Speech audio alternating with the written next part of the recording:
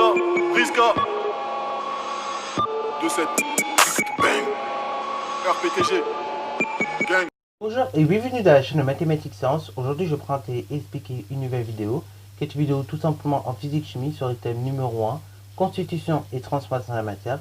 Et dans cette vidéo de physique-chimie sur le thème numéro 1, nous allons tout simplement ici voir les réactions nucléaires. Ok, donc on va parler des réactions nucléaires. Donc pour parler des réactions nucléaires, dans un premier temps, on va définir ce que c'est qu'un isotope. Dans un second temps, on va tout simplement parler des réactions qui sont présentes dans les centrales nucléaires. Ok. Et enfin, dans un troisième temps, on va parler des réactions qui peuvent se faire éventuellement dans le soleil. Ok. Voilà. Alors donc, dans un premier temps, on va définir ce que c'est qu'un isotope. Parce que oui, je pense qu'il y en a certains qui n'ont pas bien suivi ou qui n'ont pas dû entendre dire la définition. Donc on va redéfinir rapidement ce que c'est qu'un isotope, même si j'en avais déjà donné la définition dans la vidéo sur les atomes. Ok. Comme ça, au moins, ce sera clair pour tout le monde. Donc, on appelle des noyaux d'atomes isotopes si et seulement si, et bien en fait, ils ont tout simplement la même composition. Ok, voilà. On va dire que deux noyaux, ils sont isotopes, en fait, si ils ont la même composition. Alors, la même composition en quoi? Ben, ici, ce sera la même composition en protons. Ok, c'est-à-dire que deux noyaux d'atomes, ils sont isotopes si vous avez à chaque fois le même nombre de protons. Ok, voilà. Ou bien si vous avez à chaque fois le même nombre d'électrons et de protons. Ok, voilà. Par contre, en revanche, quand vous avez deux atomes isotopes, là, ce qui va se passer, c'est qu'au niveau du nombre de neutrons ou encore du nombre de nucléons, là, ça risque de bouger, ok? C'est-à-dire qu'on peut, par exemple, si je vous prends un exemple pour le carbone, on a du carbone 12, on a le carbone 13, vous voyez, ce sont deux atomes qui sont isotopes, pour une simple bonne raison, c'est qu'ils ont à chaque fois 6 protons, mais par contre, c'est le nombre de nucléons ou bien également de neutrons qui va changer. Au nombre de nucléons, pour le carbone 12, on aura 12 nucléons. Pour le carbone 13, on aura 13 nucléons. Par contre, au nombre de neutrons, pour le carbone 12, on aura 6 neutrons, pardon, ok. Tandis que pour le carbone 13, on aura 7 neutrons, ok. Voilà. Donc ainsi, deux noyaux d'atomes isotopes, finalement, on va avoir exactement le même numéro atomique, puisqu'ils ont le même nombre de protons, mais par contre, ils auront des numéros de masse, donc A, qui seront complètement différents. Ok, voilà. Alors donc au niveau des différents isotopes, il faut savoir que pour le carbone par exemple, le carbone 12 il va être largement plus répandu que le carbone 13 ou encore que le carbone 14. Le carbone 12 il est largement plus répandu sur notre planète. Et le carbone 14, lui, vous le verrez en enseignement scientifique l'année prochaine, mais il va être utilisé pour faire des datations justement de roches ou de choses comme ça. Ok, voilà. Donc vous verrez ça l'année prochaine quand vous ferez enseignement scientifique pour les premières. Que vous fassiez des spécialités scientifiques ou pas, vous allez avoir un enseignement scientifique. Sauf ceux qui vont en voie technologique, normalement vous n'aurez pas cet enseignement-là. Mais pour ceux qui iront en voie générale l'année prochaine, vous verrez justement les datations au carbone 14. Ok. Alors donc, là, maintenant nous avons défini ce que c'est que des isotopes. On va essayer de voir un petit peu les différentes réactions nucléaires qui peuvent se passer. Et donc on va commencer par les réactions nucléaires qui ont lieu dans les centrales nucléaires. Ok. Alors dans les centrales nucléaires, ce qui va se passer, c'est que tout simplement vous aurez des noyaux d'atomes, enfin vous aurez un seul noyau d'atomes à la base, et donc ce noyau d'atomes, il va tout simplement se casser en deux noyaux d'atomes. Ces deux noyaux d'atomes vont encore se recasser en deux noyaux d'atomes, et ainsi, cette énergie qui va permettre de casser les noyaux d'atomes, et donc ça va produire une énergie par la suite qui est tout simplement l'énergie nucléaire. Ok, voilà.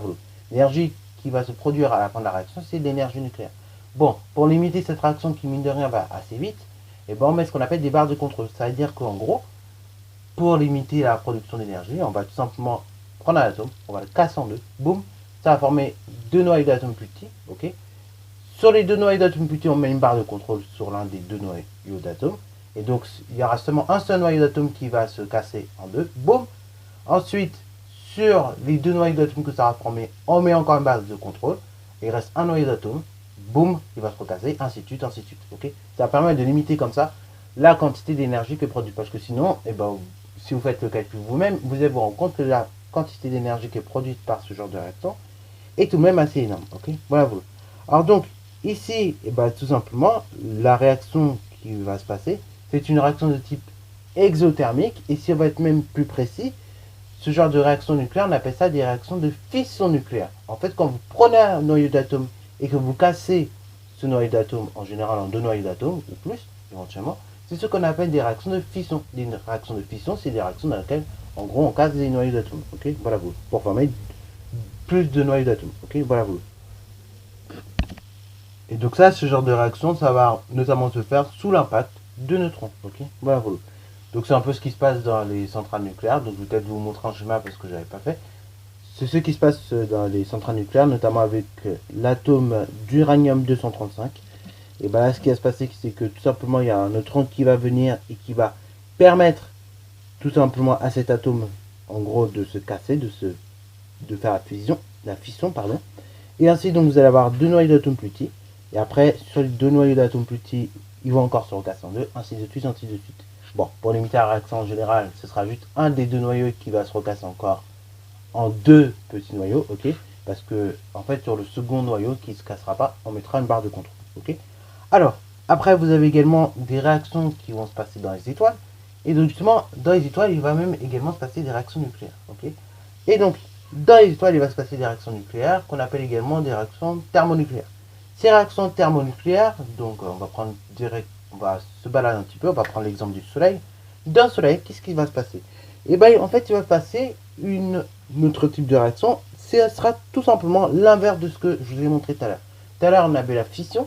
Là, maintenant, c'est ce qu'on appelle la fusion nucléaire. La fusion nucléaire, c'est pas comme la fusion où on a justement, on a un état solide et on passe à l'état liquide. Non, c'est la fusion nucléaire. La fusion nucléaire, c'est quoi? C'est tout simplement une réaction nucléaire dans laquelle, en fait, on va prendre deux noyaux d'atomes légers, on va les assembler ensemble pour former un noyau d'atomes plus lourd, ok. Voilà vous.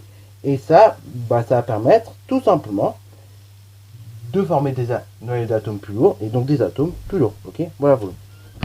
Actuellement, ce genre de réaction de fusion nucléaire, c'est des réactions qui sont tout de même assez difficiles à maîtriser, ok. C'est-à-dire qu'on n'arrive pas bien à les maîtriser, on n'arrive pas bien à les faire, ok. Voilà vous.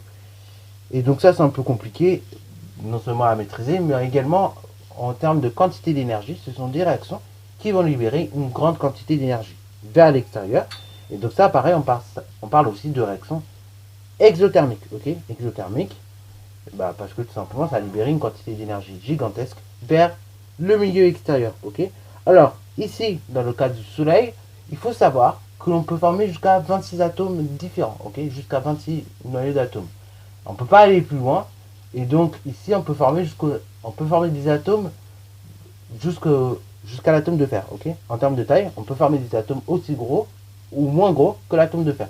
Après, on ne peut pas aller plus loin que l'atome de fer. Mais tous les atomes avant l'atome de fer ou bien l'atome de fer, on peut les former avec le Soleil. Après, c'est notamment à la destruction de ces étoiles, ok, que là, des noyaux d'atomes plus lourds vont se former, ok. Et donc, on va voir tout le reste, par exemple de l'argent, de l'uranium et tout plein d'autres, ok.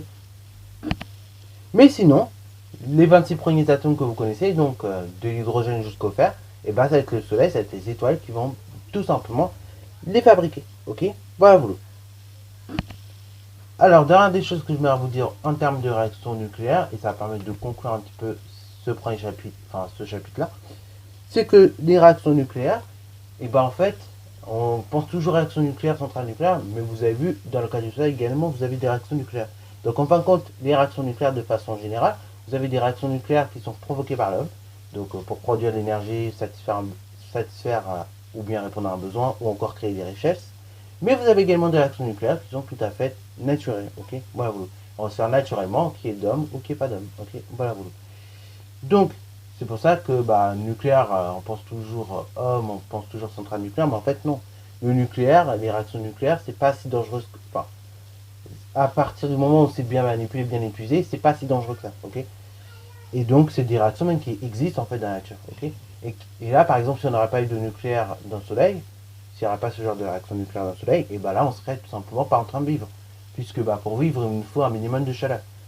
Et là, la Terre ne pourrait pas être chauffée, et même la Terre n'existerait pas déjà pour commencer.